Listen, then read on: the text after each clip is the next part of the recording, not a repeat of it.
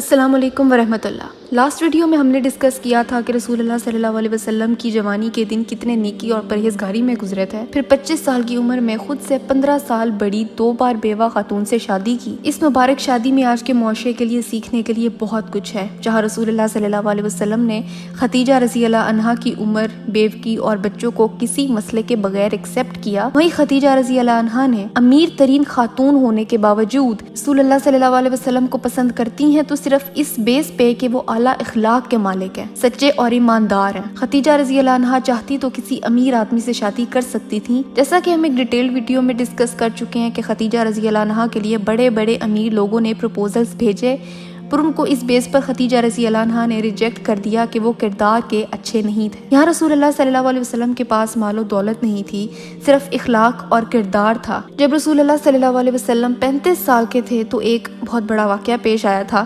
قریش نے دیکھا کہ کعبہ کی حالت خراب ہو رہی ہے، کبھی آگ لگ جاتی تھی، کبھی سیلاب آ جاتا تھا، جس کی وجہ سے کعبہ کی دیواریں کمزور ہو گئی تھیں۔ انہوں نے ڈیسائیڈ کیا کہ اس کو دوبارہ تعمیر کیا جائے۔ یہ کعبہ ابراہیم علیہ السلام اور اسماعیل علیہ السلام نے مل کے تعمیر کیا تھا، جو اب کمزور ہو رہا تھا۔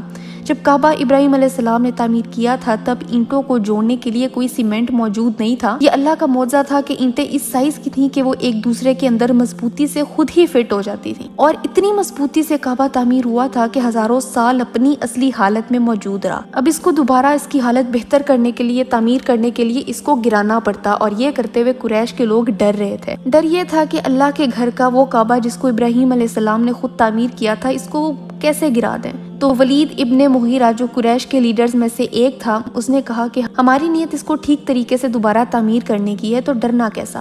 تو ولید ابن مغیرہ نے آگے بڑھ کے کعبہ کو توڑنا شروع کر دیا اور تھوڑا سا اس کو ڈیمیج کیا۔ باقی سارے پیچھے ہی رہے اور پوری رات انتظار کرتے رہے کہ اب اللہ کا عذاب آ جائے گا، لیکن جب کوئی عذاب نہیں آیا تو اگلے دن سب نے مل کے کعبہ کو گرانا شروع کر دیا۔ انہوں نے کعبہ کو اوپر سے توڑنا شروع کیا، اور جب ان کو ہرے رنگ کے پتھر نظر آئے جو کہ فاؤنڈیشن یعنی کعبہ کی بنیاد تھی، وہ وہیں رک گئے۔ اس کا مطلب یہ ہے کہ آج بھی جو کعبہ موجود ہے اس کی فاؤنڈیشن ابراہیم علیہ السلام اور اسماعیل علیہ السلام کے ہاتھوں کی ہی بنی ہوئی ہے۔ جب کعبہ کو دوبارہ سے تعمیر کرنے کا وقت آیا تو سب نے فیصلہ کیا کہ کعبہ کی تعمیر میں صرف حلال اور پاکیزہ مال کا استعمال ہوگا۔ کوئی بھی ایسا پیسہ جو حرام طریقے سے کمایا گیا ہو، جیسے جوا، چوری، سود کا پیسہ، بے حیائی سے کمایا ہوا پیسہ، یہ سب استعمال نہیں ہوگا۔ یہ فلٹرز لگا دینے کے بعد ان کے پاس بہت زیادہ پیسہ اکٹھا نہ ہو سکا۔ جب انہوں نے کعبہ تعمیر کرنا شروع کیا تو ان کے پاس پیسے ختم ہو گئے، تو پھر انہوں نے فیصلہ کیا کہ کعبہ کی شیپ کو بدل دیا جائے اور اس کو اسکوئر شیپ دے دی جائے۔ اس طرح سے کم پیسوں میں کعبہ تعمیر ہو جائے گا۔ اسی لیے آج کعبہ کے گرد جو ایک سیمی سرکل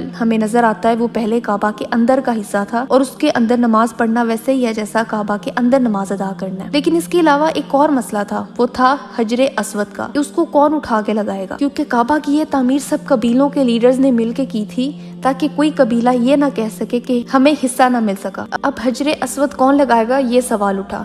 کعبہ کی تعمیر میں رسول اللہ صلی اللہ علیہ وسلم اور ان کے چچا العباس ابن عبد المطلب نے حصہ لیا تھا۔ جب حجر اسود کا مسئلہ اٹھا تو کعبہ کی تعمیر رک گئی۔ کچھ نریشنز کے مطابق 3 راتوں تک کعبہ کی تعمیر رکی رہی۔ ان کے درمیان تقریباً جنگ چل رہی تھی کہ کس کو یہ کام کرنا چاہیے، کون حجر اسود اٹھا کے لگائے گا۔ مسجد میں بیٹھ کے یہی ڈسکس ہو رہا تھا، تو سب نے مل کر ڈیسائیڈ کیا کہ اس وقت سب سے پہلے جو بھی مسجد میں داخل ہوگا اس کو ہم جج بنائیں گے، اور وہ فیصلہ کرے گا کہ حجر اسود کون لگائے گا۔ یہ حل ابو امیہ ابن المغیرہ نے نکالا تھا۔ اس گروپ نے کسی کو بھی اس بات کا نہیں بتایا تھا اور بیٹھ کے انتظار کرنے لگے کہ مسجد میں سب سے پہلے کون داخل ہوتا ہے، اور مسجد میں رسول اللہ صلی اللہ علیہ وسلم سب سے پہلے داخل ہوئے۔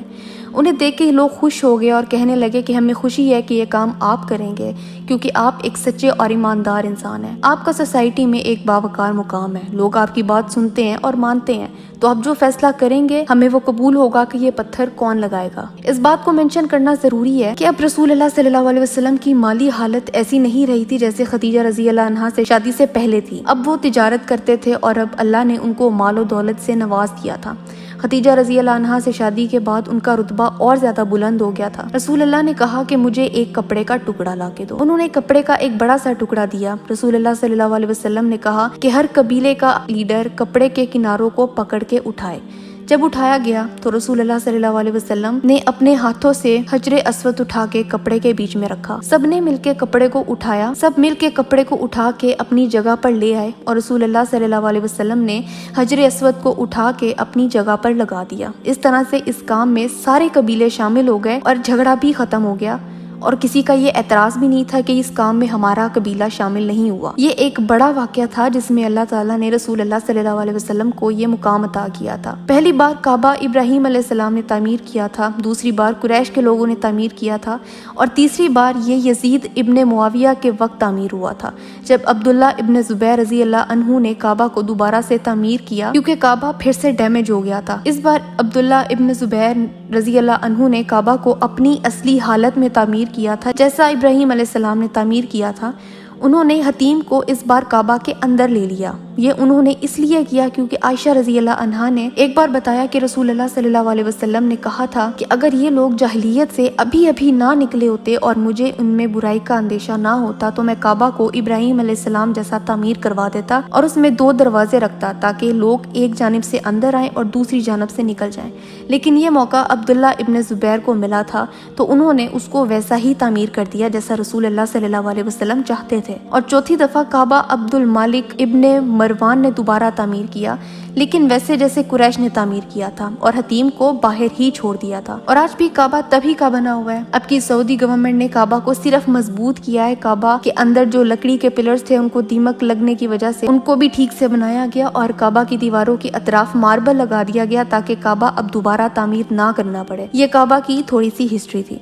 अब बात करते हैं उन लोगों की जो रसूलुल्लाह सल्लल्लाहु अलैहि वसल्लम के इर्द गिर्द थे पर मुसलमान नहीं हो रहे थे, और स्पेशली वो लोग जो अहले किताब थे जैसे यहूदी और क्रिश्चियंस। भला रसूलुल्लाह सल्लल्लाहु अलैहि वसल्लम कोई अनोखी बात तो नहीं करते थे जो कि इनको समझ नहीं आती थी। इनकी अपनी किताबों में भी वही बातें मौजूद थी जो रसूलुल्लाह सल्लल्लाहु अलैहि वसल्लम कहा करते थे, एक खुदा की इबादत। पर असल में जो चीज इनको ईमान लाने से रोक रही थी वो ये थी कि रसूलुल्लाह सल्लल्लाहु अलैहि वसल्लम इस्माइल अलैहिस्सलाम की औलाद से थे और इनके अलावा बाकी तमाम अंबिया इसहाक अलैहिस्सलाम की औलाद में से थे।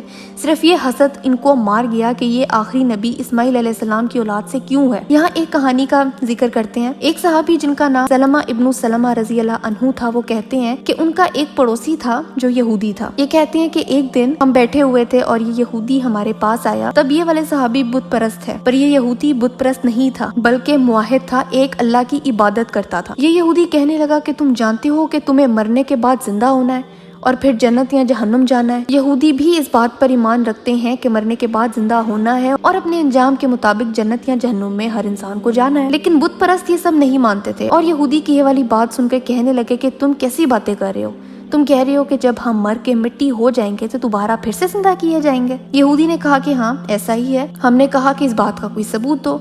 यहूदी ने कहा कि सबूत ये है कि कुछ ही अरसे में यहाँ हमारे एक नबी अल्लाह की तरफ से भेजा जाएगा जो इसी एरिया से होगा। तो हमने पूछा कि वो कब आएगा, तो यहूदी ने सलमा इब्नु सलमा की तरफ देखा जो वहाँ मौजूद लोगों में सबसे कम उम्र के थे और कहा कि अगर इस बच्चे को लंबी जिंदगी मिली तो वो उस नबी को जरूर देखेगा।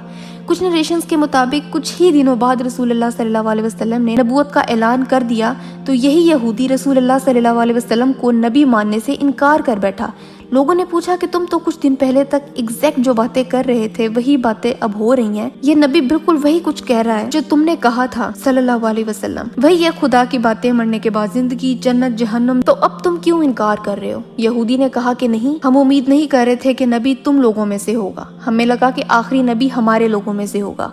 असल में यहूदी अरब के नहीं थे, वो दूर दराज इलाकों से हिजरत करके मक्का आए थे क्योंकि इनकी किताबों के मुताबिक आखिरी नबी को यहीं से आना था और वो अपने आखिरी नबी के लिए मक्का आके बस गए थे। और जब रसूलुल्लाह सल्लल्लाहु अलैहि वसल्लम पर नबूवत उतरी तो इन लोगों ने मानने से ही इनकार कर दिया कि ये तो हमें से है ही नहीं। एक और कहानी है काब अल-अहबार की, जिसने रसूलुल्लाह सल्लल्लाहु अलैहि वसल्लम के वक्त तो इस्लाम कबूल नहीं किया था, पर अबू बकर सिद्दीक रज़ी अल्लाह अन्हु के वक्त इस्लाम कबूल कर लिया था। उन्होंने रसूलुल्लाह सल्लल्लाहु अलैहि वसल्लम को अपनी आंखों से देखा तो है पर सहाबी नहीं है क्योंकि वो ईमान नहीं लाए थे उस वक्त। ये यहूदी थे और कहते थे कि रसूलुल्लाह सल्लल्लाहु अलैहि वसल्लम की क्वालिटीज, उनकी आदात, आला किरदार, सच्चाई और ईमानदारी, इन समेत बाकी सब क्वालिटीज तौरात में लिखी हुई हैं। तौरात में लिखा है कि नबी जो होगा वो अच्छी बात करेगा, झूठ नहीं बोलेगा और वो चैरिटीज में से नहीं खाएगा, वो बहुत साफ صاف کردار کا ہوگا، اس کی زبان بہت صاف ہوگی، وہ بہت کام ہوگا، نہ وہ گالی دے گا، نہ وہ کاروبار میں دھوکہ دے گا، وہ صرف وہی باتیں سکھائے گا جو اچھی ہوں گی۔ لیکن پھر بھی یہودی ایمان نہیں لے کے آتے تھے، لیکن انہوں نے بعد میں جا کے اسلام قبول کر لیا، صرف اس لیے کہ اللہ نے ان کی عمر لمبی لکھی تھی اور یہ ایمان پر وفات پائے۔ بخاری میں ایک اور واقعے کا ذکر ہے،